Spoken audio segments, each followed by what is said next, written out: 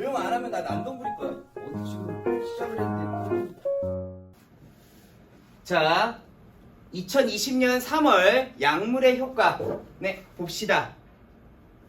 일단은 이 지문 같은 경우에는요, 상당히 개념이 어려울 수 있어요. 그래서 이번 수업의 목적은 개념을 최대한 자세하고 상세하고 쉽게 설명하는 데 그 목적이 있습니다. 자, 봅시다. 약은 생체의 작용에 영향을 미쳐서 생물학적 효과를 내기 위한 목적으로 이용되는 의약품을 말한다. 자, 일단은 이 1문단에서 얘기하는 중심 화제는 약이고요. 여기에서 약의 정의죠. 그래서 생체는 그냥 뭐 모든 생명체의 몸이에요. 그리고 작용에 영향을 미쳐서 생물학적 효과가 뭐지? 뒷부분에 나와요. 자, 그래서 효과를 내기 위한 의약품이고요. 다음, 약은 생체에서 수용체와 결합하여 유익작용 및 유해작용을 나타내는 방식을 취한다. 자, 일단 수용체라고 하는 것은 우리 모두가 다 아무것도 모른다라는 가정하에서 수용체라고 하는 것은 있잖아, 일반적으로 세포에 존재하는 것들이고요. 얘가 있잖아, 호르몬이나 뭐 항원, 빛, 항원은 뭐 어떠한 질병의 원인이 되는 것들이죠. 그래서 이러한 빛 따위의 외부 인자와 반응하여서 세포 기능에 변화를 일으키는 물질, 이것을 뭐라고 한다? 수용체라고 한다. 그래서 이 수용체와 결합한다라고 하는 것이 중요합니다.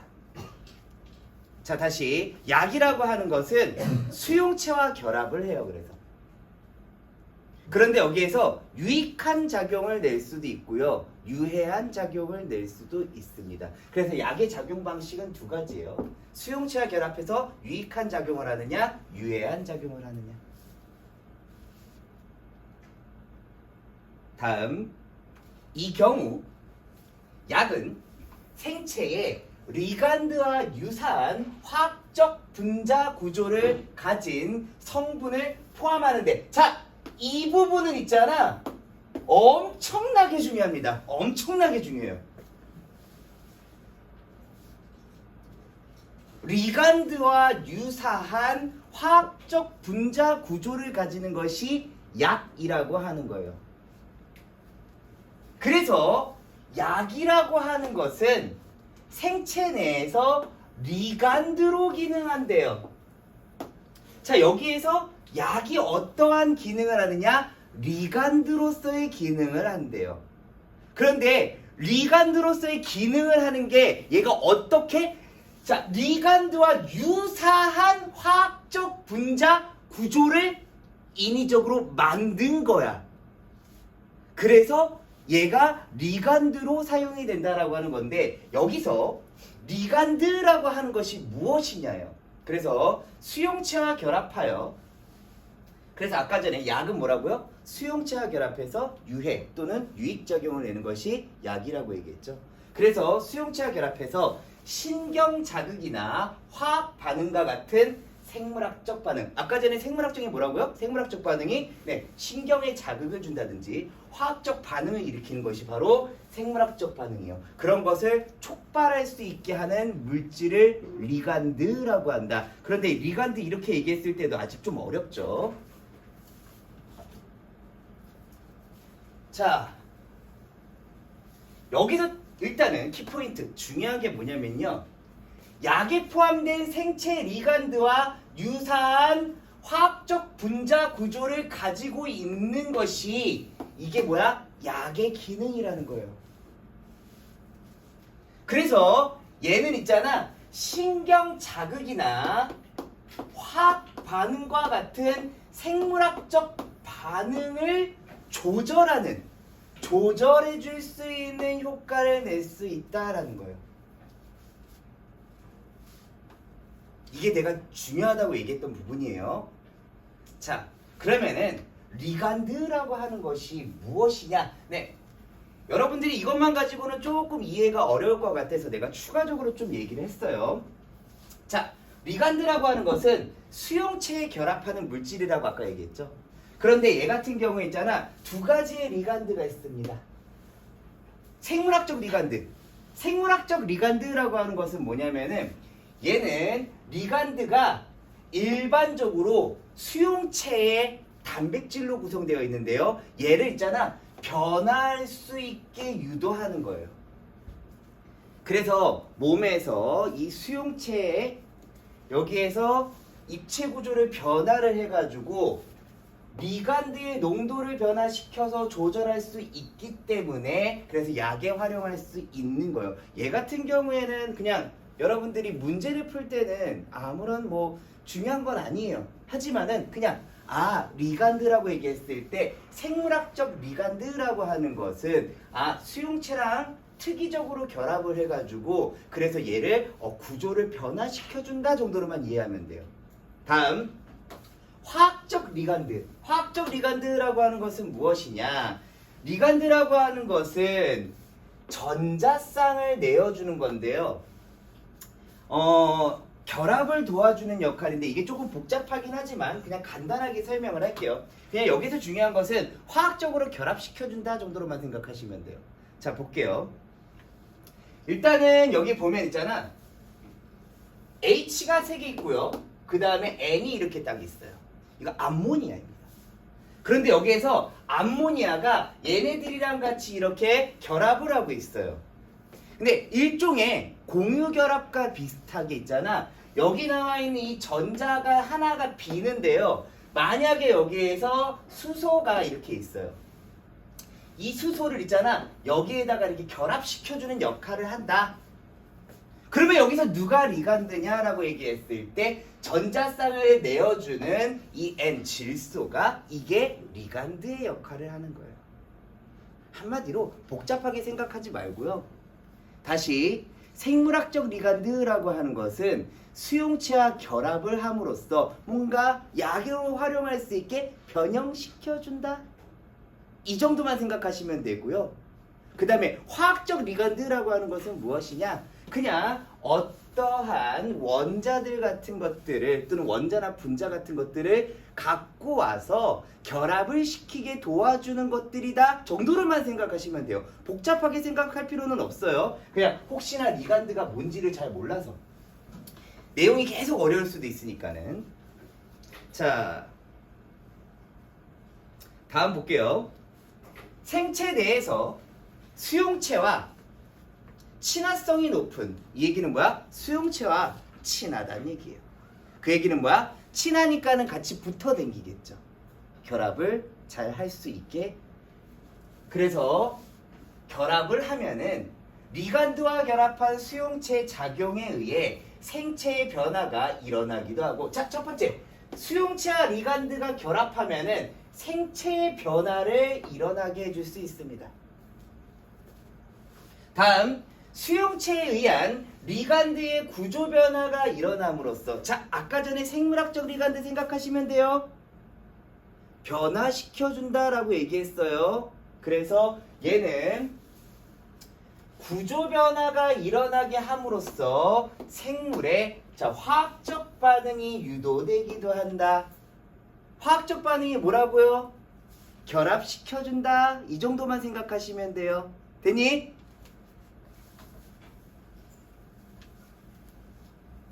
자, 그래서 효과 두 번째, 리간드의 구조 변화로 인해서 또 다른 생물학적 반응. 그래서 여기 뭐야? 뭐 신경자극, 화학 반응, 아까 전에 생물학적 반응이 이런 거라고 얘기했죠? 그런 것을 유도할 수 있다.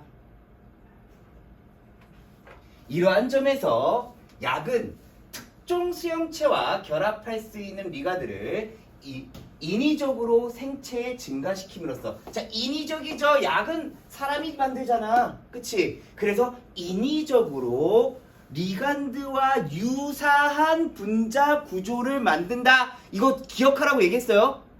인위적으로 리간드와 유사한 분자 구조를 만듦으로써 인위적으로 생체에 증가시키게 해서 리간드와 결합한 수용체의 수가 일정 시간 동안 일정 수준 이상이 되게 하여 효과를 낸다라고 할 수 있다. 근데 여기 부분이 매우 중요합니다.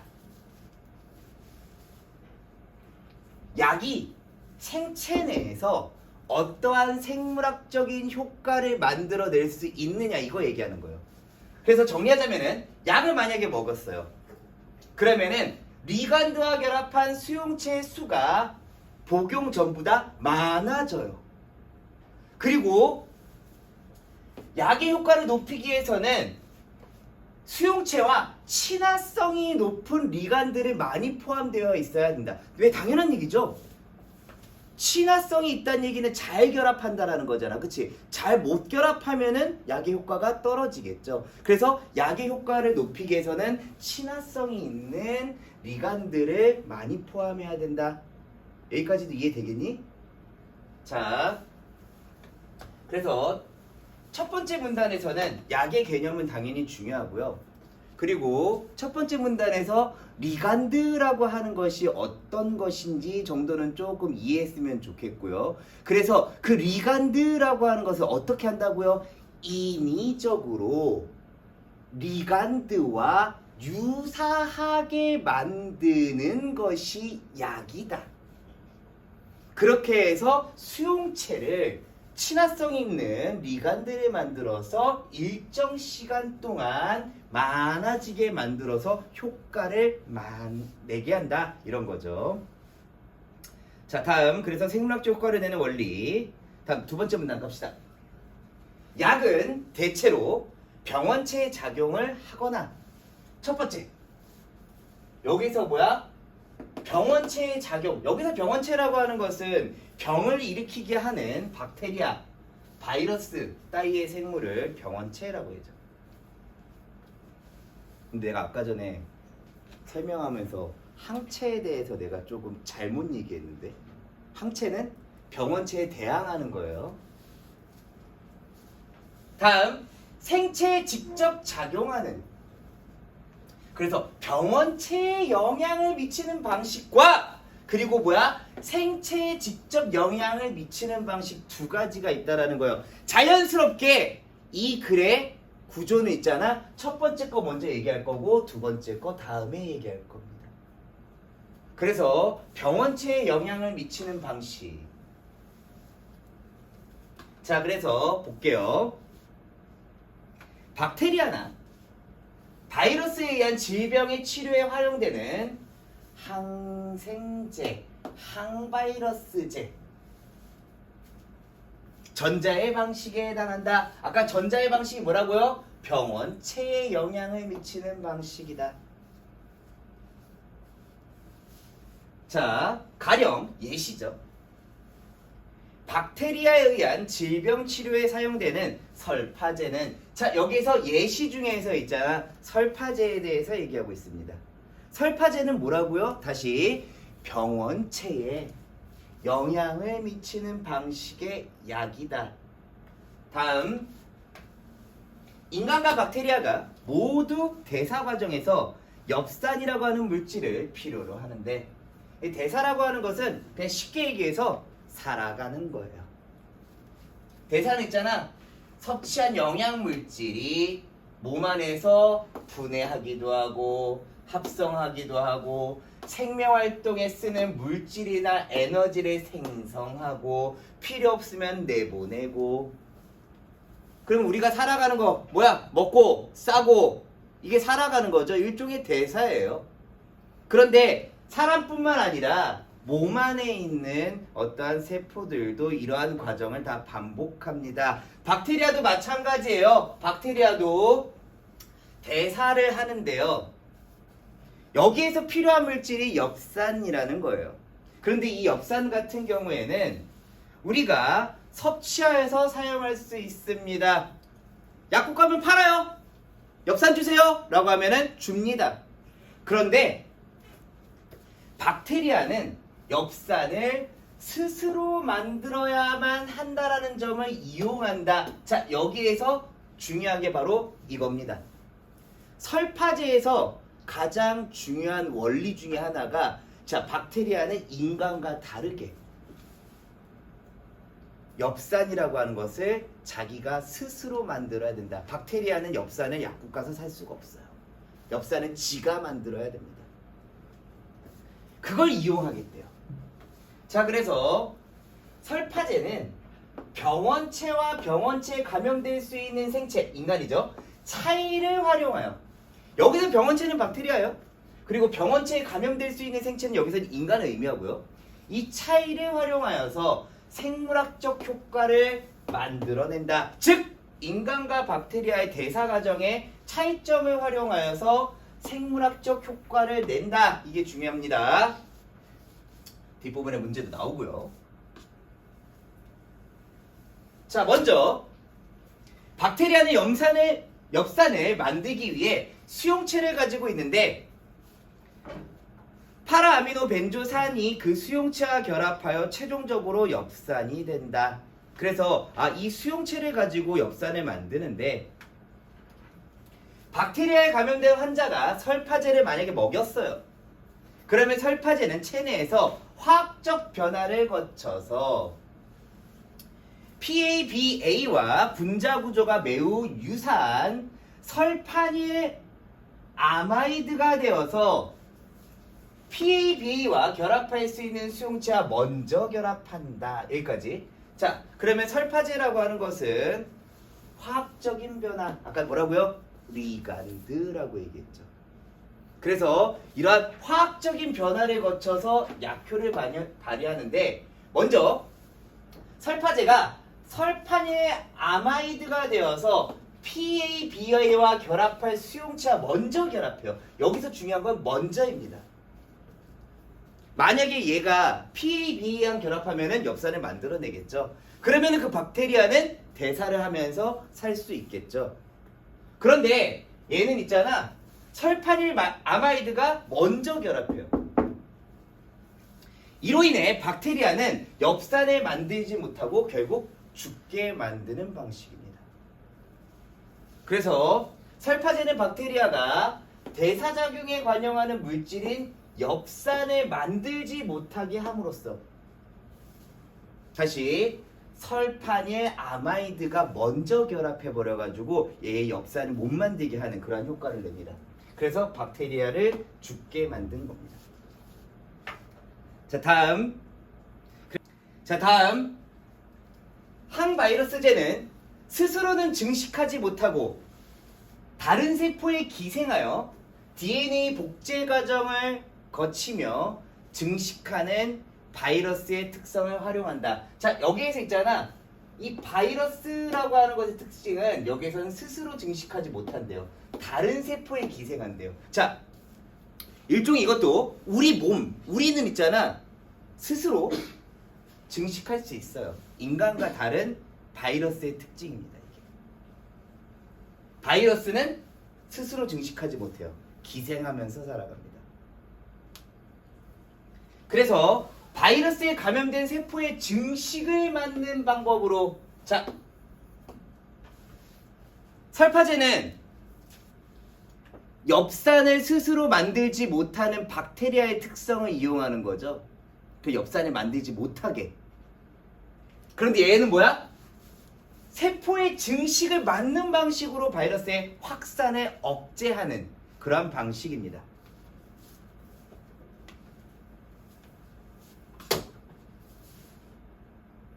다음, 뉴클레오사이드 유도체를 포함한 항바이러스제가 이러한 방식의 약에 해당한다. 뉴클레오사이드 유도체는 뉴클레오타이드와 유사하지만 자, 아까 전에 뭐라고요? 자, 리간드 뭐라고요? 자, 유사하게 리간드와 유사하게 화학적으로 만드는 거예요. 인위적으로. 그런데 여기도 마찬가지예요. 뉴클레오사이드라고 하는 놈은 있잖아. 뉴클레오타이드와 유사해요. 이 유사한 구조를 가지고 있잖아.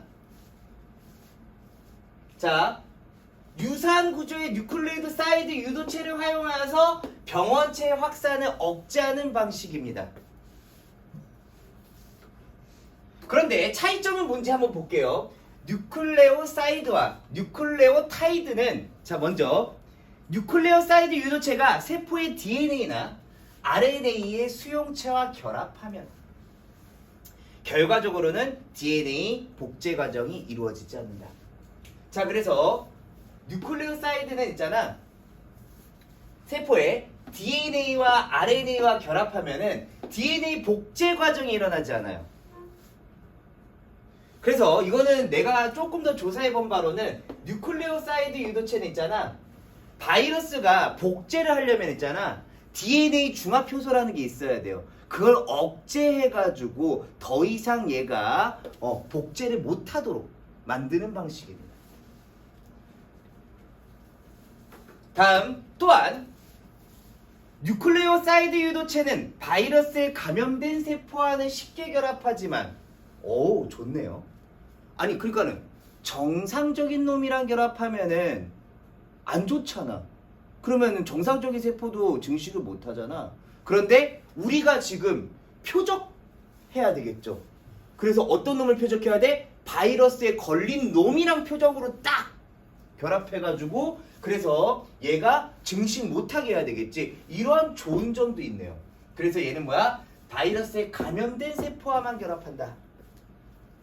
이 때문에 뉴클레오사이드 유도체는 바이러스에 감염된 세포들이 더 이상 증식을 못하도록 할 수 있으며 이를 통해 바이러스 확산을 억제한다. 그래서 다시 뉴클레오사이드 유도체를 포함한 항바이러스제는 바이러스에 감염된 세포의 DNA 복제 과정에 개입해서 확산을 억제하는 방식입니다. 자, 여기까지. 정리를 하자면은 병원체에 작용하는 방식에 대해서 얘기하고 있었어요. 설파제는 엽산을 못 만들게 리간드로 기능하는 방식이고요. 다음 두 번째는 뭐야? 더 이상 복제를 하지 못하게. 그래서 증식을 못하게 하는 방식. 되니? 자, 다음. 한편 신경작용제는 자, 뭐 미리 얘기하겠지만은 얘는 신체에 직접 작용하는 방식이에요. 신경 전달 물질의 작용에 관여하는 방식으로 사람의 정신이나 행동에 영향을 주는 생물학적 효과를 내는 약이다. 그래서 뒷부분에 나오지만은 신경 전달 물질 뒷부분에 뭐 세로토닌, 노르에피네프린 이런 것들의 작용에 관여해서 정신이나 행동에 영향을 주는 효과를 내는 약이다. 그래서 다시 항생제나 항바이러스제는 병원체에 영향을 미치는 방식, 전자의 방식.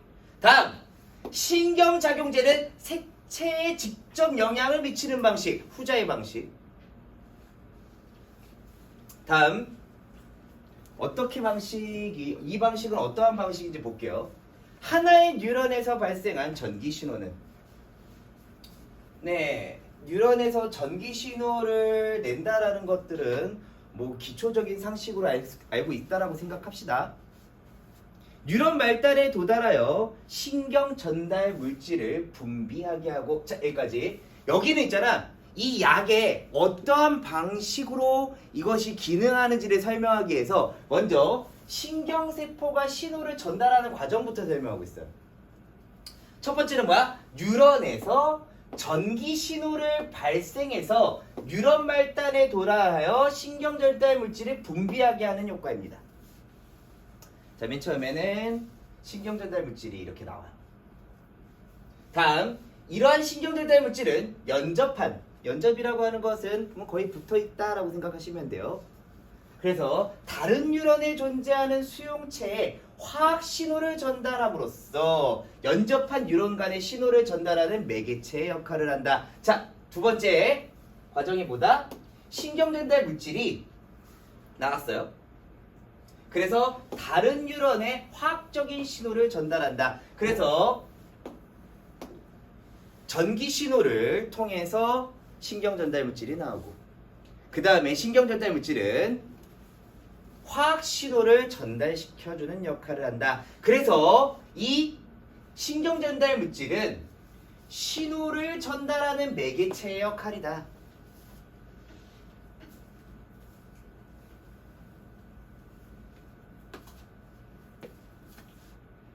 우울증과 관련된 것으로 잘 알려진 신경 전달 물질인 세로토닌이나 노르에피네프린 같은 경우에는 보통 후연접 뉴런 수용체, 뭐 잘 모르겠지만 뉴런 수용체 뒤쪽에 있나 봐요. 거기에서 기능을 다 하고, 기능을 다 한다는 얘기는 얘의 기능이 뭐라고요? 네, 화학 신호를 전달해주는 매개체 역할이라고 했죠. 그거 전달 다 했어요. 할 일 다 끝났잖아. 신경 전달 물질의 역할이 그거잖아, 그치? 그 역할 다 했어요. 그 다음에 전연접 뉴런에서 다시 흡수되는 과정을 거친대요. 그러면은 뭐야? 신경 전달 물질이 없어지겠네요. 그니? 이 과정에서 뉴런과 염접 틈새에서 세로토닌이나 노르에피네프린의 농도가 낮아지면 우울증이 나타나는 것으로 알려져 있다. 네, 다시 신경 전달 물질인 세로토닌, 노르에피네프린이 농도가 떨어지면 우울해진대요. 항우울제는 이러한 연접 틈새에서 이들의 신경 전달 물질이 없어졌잖아. 그래서 그 부족을 해소하는 방식으로 약효를 낸다. 자, 우리들은 다 모두 바보니까 다시 한번 정리할게요.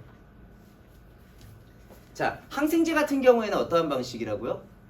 박테리아 같은 것들이 엽산을 못 만들어. 그렇게 해가지고 엽산을 못 만들게 해가지고, 그래서 이 박테리아를 죽게 만드는 방식이고요. 다음, 항바이러스제 같은 경우에는 약을 집어넣음으로써 얘가 더 이상 DNA 증식을 하지 못하도록 막는 방식입니다. 그런데 항우울제 같은 것들은 뭐라고요? 신경 전달 물질이 부족해져요. 그러면 발생하는 게 우울증인데, 여기에서 신경 전달 물질이 부족한 것을 채워 넣어줌으로써 약으로서의 기능을 하는 방식입니다. 머릿속에 정리를 하시면서 읽어야 돼요. 자,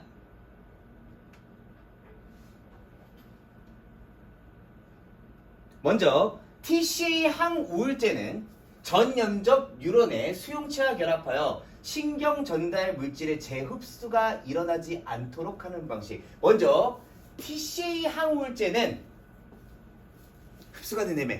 흡수가 되면 농도가 떨어진다며. 농도가 떨어지면 우울증이 발생한다며. 그러니까 뭐야? 흡수를 못하게 하는 거야.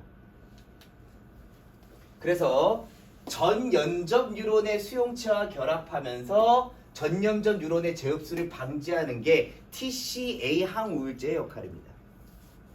다음 SNRI. S는 아까 전에 세로토닌이고요. N은 노르에피네프린입니다. 뭐 별로 어려운 말은 없어요, 이거. 그리고 RI는 이거 흡수를 방해한다는 얘기예요. 그건 중요하지 않고요. 어쨌든 간에 SNRI 항우울제는 신경 전달 물질의 재흡수를 억제하거나 재흡수를 방지, 억제 뭐 비슷하네요.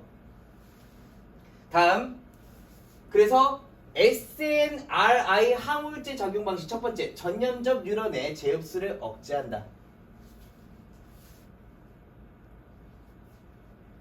그런데 차이점은 뭐야? 얘는 TCA 항우울제 같은 경우에는 전연접 뉴런의 수용체와 결합하여서 하는 방식이고요. 다음, 후연접 뉴런의 수용체와 결합하는 식으로 연접 틈새에서 신경 전달 물질의 농도가 높아진 것과 같은 효과를 낸다. 자, 또 뭐야? 이번에는 전연접 뉴런이 여기에 해당했다라면은 이번엔 후연접 뉴런이에요. 이때의 수용체와 결합하여, 내가 지금 색깔을 달리했죠? 시험 문제에 내가 학교 선생님이라면 있잖아. 누구랑 결합하는지 이런 거 바꿔서 낼 수도 있고요. 그리고 어디에서 일어났는지 이런 것도 물어볼 수 있고요. 그래서 여러분들이 조금 더 이해 잘하도록 여기다 색깔을 좀 달리했어요. 다시 SNRI 같은 경우에는 후연접 뉴런의 수용체와 결합하여 신경 전달 물질이 마치 농도가 높아진 것처럼 보이게 한다는 거예요.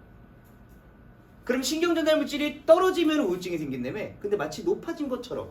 그래서 얘가 우울증이 안 생기게 하는 방법이에요. 그래서 결국에는 종합적으로 내가 좀 고려해봤는데요. 항우울제는 전연접 뉴런이나 후연접 뉴런의 수용체와 결합해서 우울증이 발현되는 원인을 완화하는 효과를 낸다.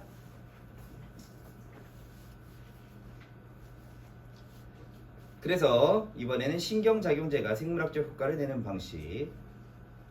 다음,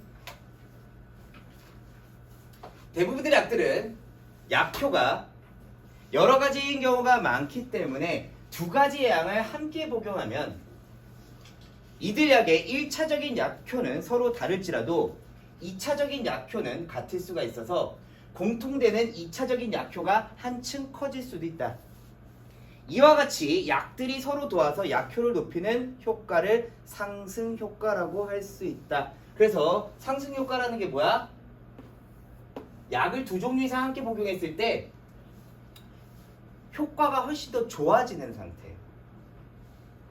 그래서 상승효과가 나타나서 효과적으로 사용한 경우고요. 다음, 한편 약을 장기간 넘치게 사용했다는 얘기예요. 과도하게 많이 사용했다는 얘기예요. 그랬을 경우에는 수용체의 민감도가 떨어져서, 민감도가 떨어졌다는 말이 뭐냐면요, 만약에 적은 양의 농도라도 수용체가 활성화돼요. 그랬을 경우는 뭐야? 민감도가 높다는 얘기예요. 그런데 많은 양의 용도라도 수용체가 활성화가 잘 안 돼. 그럼 민감도가 많이 낮다는 얘기예요. 민감도가 높다 낮다는 이런 의미예요. 그래서 결과적으로는 기존과 동일한 효과를 내기 위해서는 더 많은 약을 필요로 하게 되는 내성. 이게 뭐야? 내성의 개념입니다. 상승 효과가 대조적이죠. 얘는 뭐야? 약의 효과가 떨어지는 경우예요. 만약에 내가 있잖아, 머리가 너무 아파. 그래서 타이레놀을 먹었어요. 근데 타이레놀 먹고 또 4시간 만에 머리가 또 너무 아파가지고 또 먹었어. 그럼 있잖아, 효과가 잘 안 받습니다. 민감도가 떨어진 거죠.